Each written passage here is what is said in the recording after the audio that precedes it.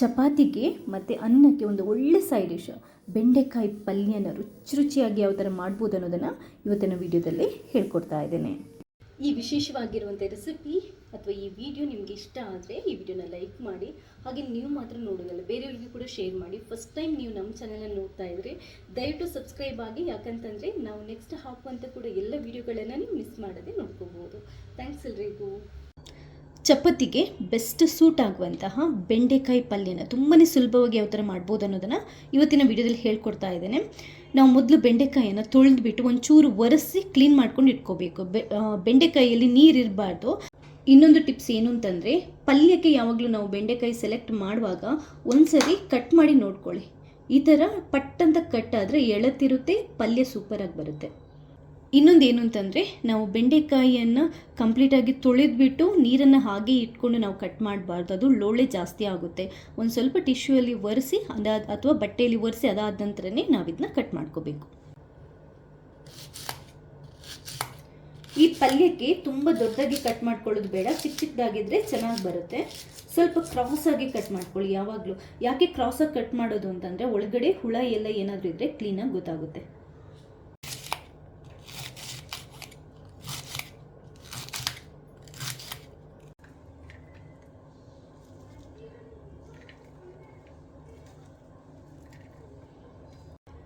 ನೋಡಿ, ಕ್ಲೀನಾಗಿ ಈ ಥರ ಕಟ್ ಮಾಡ್ಕೊಂಡು ಇಟ್ಕೊಂಡಿದ್ದೇನೆ. ಈಗ ಮೊದಲಿಗೆ ನಾವು ಈ ಬೆಂಡೆಕಾಯಿಯನ್ನು ಫ್ರೈ ಮಾಡ್ಕೊಳ್ಳೋಣ. ಸ್ಟವ್ ಮೇಲೆ ಒಂದು ಬಾಣಲೆ ಇಟ್ಟು ಒಂಚೂರು ಅದನ್ನ ಬಿಸಿ ಮಾಡ್ಕೊಳ್ಳಿ. ಬಿಸಿ ಮಾಡ್ಕೊಂಡಾದ ನಂತರ 1-2 ಟೇಬಲ್ ಸ್ಪೂನಷ್ಟು ಕುಕ್ಕಿಂಗ್ ಆಯಿಲ್ ಹಾಕ್ಕೊಂಡಿದ್ದೇನೆ. 1 ಟೇಬಲ್ ಸ್ಪೂನ್ ಕುಕ್ಕಿಂಗ್ ಆಯಿಲ್ ಸಾಕು, 2 ಟೇಬಲ್ ಸ್ಪೂನ್ ಏನು ಬೇಡ, ಜಾಸ್ತಿ ಆಗುತ್ತೆ.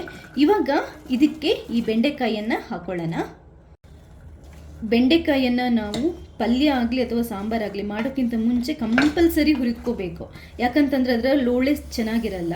ಇನ್ನೊಂದೇನು ಅಂತಂದರೆ, ಊರಲ್ಲೊಂದು ಬೆಂಡೆಕಾಯಿ ಸಿಗುತ್ತೆ, ಮಂಗಳೂರು ಬೆಂಡೆಕಾಯಿ ಅಂತ. ಅದನ್ನ ನಾವು ಫ್ರೈ ಮಾಡುವಂಥ ಅಥವಾ ಹುರಿದುಕೊಳ್ಳುವಂಥ ಅವಶ್ಯಕತೆ ಇರಲ್ಲ, ಅದು ಚೆನ್ನಾಗಿರುತ್ತೆ, ಲೋಳೆ ಜಾಸ್ತಿ ಇರಲ್ಲ. ಲೋಳೆ ಜಾಸ್ತಿ ಆಗದಾಗೆ ನಾನು ಆವಾಗ ಹೇಳಿದ ಟಿಪ್ಸನ್ನು ಫಾಲೋ ಮಾಡ್ಬೋದು. ಒಂಚೂರು ತೊಳೆದ್ಬಿಟ್ಟು ನೀಟಾಗಿ ಒರೆಸ್ಕೋಬೇಕು, ನೀರಿನ ಪಸೆ ಇಲ್ಲದಾಗಿ. ನೋಡಿ, ಹೀಗೆ ಕಂಪ್ಲೀಟಾಗಿ ಆ ಲೋಳೆ ಇರುತ್ತಲ್ವ, ಅದು ಹೋಗೋ ತನಕ ನಾವು ಫ್ರೈ ಮಾಡ್ಕೋಬೇಕು. ನೋಡಿ, ಹೀಗೆ ಒಂದು ಪಾತ್ರೆಗೆ ತೆಗೆದು ಹಾಕ್ತಾ ಇದ್ದೇನೆ. ನೋಡಿ, ನಿಮಗಿದು ಫ್ರೈ ಮಾಡಿದಾಗಲೇ ಆಲ್ಮೋಸ್ಟ್ ಒಂದು 75% ಅಷ್ಟು ಬೆಂದಿರುತ್ತೆ. ಇನ್ನು ಪಲ್ಯ ಮಾಡುವಾಗ ಕಂಪ್ಲೀಟಾಗಿ ಬೇಯುತ್ತೆ. ಈಗ ಪಲ್ಯನ ಮಾಡ್ಕೊಳ್ಳೋಣ. ಸ್ಟವ್ ಮೇಲೆ ಒಂದು ಬಾಣಲೆನ ಇಟ್ಕೊಂಡಿದ್ದೇನೆ. ಒಂಚೂರು ಮೀಡಿಯಮ್ ಊರಿ ಇಟ್ಕೊಂಡು ಬಿಸಿ ಮಾಡ್ಕೊಳ್ಳಿ. ಅದಾದ ನಂತರ 1-2 ಟೇಬಲ್ ಸ್ಪೂನಷ್ಟು ಕುಕ್ಕಿಂಗ್ ಆಯಿಲನ್ನು ಹಾಕೊತಾ ಇದ್ದೇನೆ. ಎಣ್ಣೆ ಚೂರು ಬಿಸಿ ಆಗಲಿ. ಈಗ ಇದಕ್ಕೆ 1 ಟೇಬಲ್ ಸ್ಪೂನಷ್ಟು ಸಾಸಿವೆನ ಹಾಕೊತಾ ಇದ್ದೇನೆ. 1 ಟೇಬಲ್ ಸ್ಪೂನಷ್ಟು ಉದ್ದಿನ ಬೇಳೆನ ಹಾಕೊತಾ ಇದ್ದೇನೆ.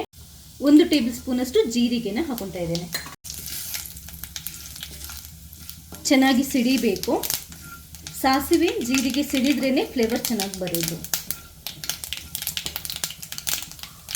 ಈಗ ಇದಕ್ಕೆ ಚಿಕ್ಕದಾಗಿ ಕಟ್ ಮಾಡ್ಕೊಂಡಿರುವಂಥ ಒಂದು ಶುಂಠಿನ ಹಾಕೊತಾ ಇದ್ದೇನೆ.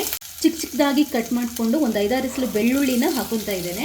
2 ಹಸಿಮೆಣಸಿನಕಾಯಿನ ಚಿಕ್ಕದಾಗಿ ಕಟ್ ಮಾಡ್ಕೊಂಡು ಹಾಕೊತಾ ಇದ್ದೇನೆ. 1 ಈರುಳ್ಳಿನ ಕಟ್ ಮಾಡ್ಕೊಂಡು ಹಾಕೊತಾ ಇದ್ದೇನೆ. ಹಾಗೇನೆ ಸ್ವಲ್ಪ ಕರಿಬೇವನ್ನು ಕೂಡ ಹಾಕೊತಾ ಇದ್ದೇನೆ. ಬೆಳ್ಳುಳ್ಳಿ ಈರುಳ್ಳಿ ತಿನ್ನೋದವರು ಸ್ಕಿಪ್ ಮಾಡ್ಬೋದು. ಆ್ಯಕ್ಚುಲ್ ಆಗಿ ಒಳ್ಳೆ ರುಚಿ ಬರಬೇಕು ಅಂತಂದರೆ ಬೆಳ್ಳುಳ್ಳಿ ಈರುಳ್ಳಿ ಚೆನ್ನಾಗಿರುತ್ತೆ. ನಮಗೆ ಬೆಳ್ಳುಳ್ಳಿ ಈರುಳ್ಳಿ ತಿನ್ನೋರಿಗೆ ಅದನ್ನ ಹಾಕದೆ ಅಡುಗೆ ಮಾಡಿ ಗೊತ್ತಿರಲ್ಲ. ಚೆನ್ನಾಗಿ ಮೀಡಿಯಮ್ ಉರಿ ಇಟ್ಕೊಂಡು ಇದನ್ನ ಫ್ರೈ ಮಾಡ್ಕೊಳ್ಳೋಣ. ಮೀಡಿಯಮ್ ಉರಿ ಇಟ್ಕೊಂಡು ಚೆನ್ನಾಗಿ ಫ್ರೈ ಮಾಡ್ಕೊಳ್ಳಿ. ಈ ಶುಂಠಿ, ಹಸಿಮೆಣಸಿನ್ಕಾಯಿ, ಈರುಳ್ಳಿ ಮತ್ತು ಬೆಳ್ಳುಳ್ಳಿದು ಫ್ಲೇವರ್ ಇದೆಯಲ್ವ, ನಿಮಗೆ ಫ್ರೈ ಆಗ್ತಾ ಇದ್ದಕ್ಕೆ ತುಂಬ ಚೆನ್ನಾಗಿ ಬರುತ್ತೆ ಒಗ್ಗರಣೆದು. ಈರುಳ್ಳಿ ಸ್ವಲ್ಪ ಬಾಡಲಿ, ಕಲರ್ ಒಂಚೂರು ಚೇಂಜ್ ಆಗಲಿ. ಈಗ ನೋಡಿ, 2 ಚಿಕ್ಕ ಟೊಮೆಟೊನ ಚಿಕ್ಕದಾಗಿ ಕಟ್ ಮಾಡ್ಕೊಂಡು ಹಾಕೊತಾ ಇದ್ದೀನಿ. ಚೂರು ಮಗಿಸ್ಕೊಳ್ಳಿ. ಟೊಮೆಟೊ ಮೆತ್ತಗಾಗಬೇಕು.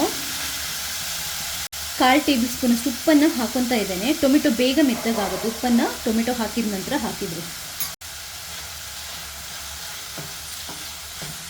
ಮೀಡಿಯಮ್ ಉರಿ ಇಟ್ಕೊಂಡೆ ಚೆನ್ನಾಗಿ ಮಗಿಸ್ತಾ ಮಿಕ್ಸ್ ಮಾಡ್ತಾ ಇದೆ.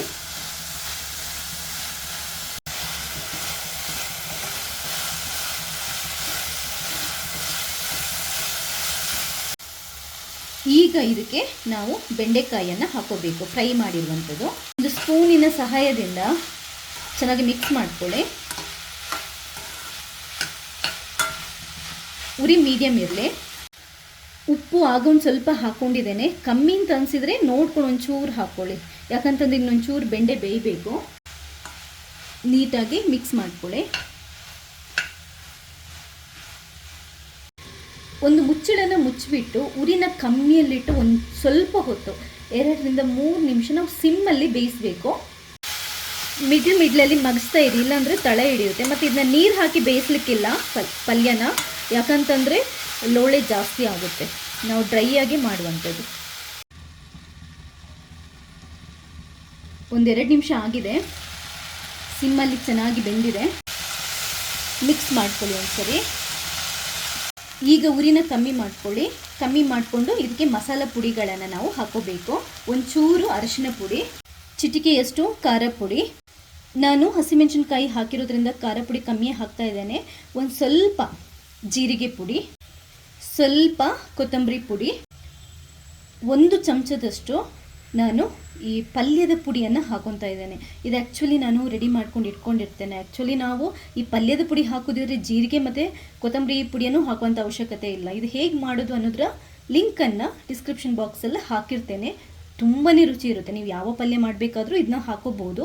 ಪಲ್ಯದ ಪುಡಿ ಇಲ್ಲ ಅಂತಂದರೆ ತಲೆ ಕೆಡಿಸ್ಕೋಬೇಡಿ. ಸಾಂಬಾರು ಪುಡಿಯನ್ನು ಒಂದು ಸ್ವಲ್ಪ ಹಾಕೊಳ್ಳಿ. ಸ್ವಲ್ಪ ಸಕ್ಕರೆ ಹಾಕೊತಾ ಇದ್ದೇನೆ.